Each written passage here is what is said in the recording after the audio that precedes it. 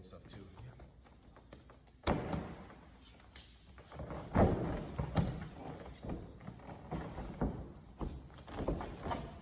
All right, so in this video, we're gonna talk about why I don't use turtle for MMA. I think the turtle position is something that might be okay for jiu-jitsu. However, for MMA, all it's gonna do is result on you stalling the position out and getting your head beat in and all that good stuff, okay? So I'll even use this type of positioning for jiu-jitsu as well.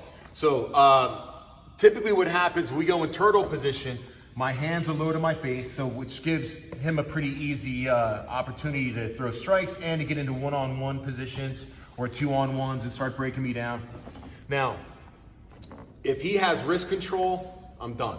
Then I've got to spend the next 20, 30 seconds trying to break wrist control. So when I start in referee's position and I'm up, I have three main objectives here to stay safe. Number one is I don't want to give up any type of wrist control. So as he starts reaching in for wrist control, I keep my hands out. All right, so wrist control.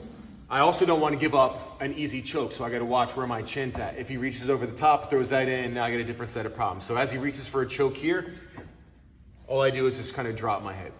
Now, if he tries to throw hooks in on any side, I can basically stop those gaps by bringing in my elbow, dipping down a little bit, and those types of things. So I'm kind of defending all three positions at once to get to this setup. So here's my setup, and this is my counter that I like to use in this position. This is one of them, besides Granby rolls and things like that.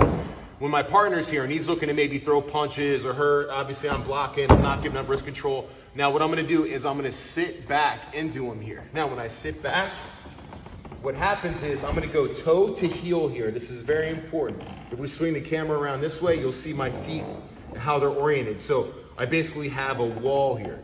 Now, I also defend the hook on this side, so he can't get hooks in. I'm making sure I'm not getting choked or giving up wrist control. Everyone and their mom is gonna wanna step over and throw this hook in. Now when he does, all right, as this hook starts to come in, I'm gonna assume that it's coming in, I'm gonna look for it, I'm gonna look to hook here. So the foot that's connected to this heel, when he throws this hook in, I lift, I come out. Now, if we're doing jiu-jitsu, we get in positions like single leg X or whatever. I can also keep this, kick off, do technical lift, and come up. So once again, we're in this referee's position, not turtle. I'm defending chokes, I'm defending wrist control, I'm defending hooks. When I'm ready, I sit back here. I can move. Actually, I'll sit back this way just so you guys can see. As he goes to step over, I hook. I start to spin out. Now, I can keep this, use my foot to create a nice frame and wedge, which I can technical lift my way up to and look to get on top. So, abandon the turtle position for MMA. Let's go to our old school wrestling referee's position.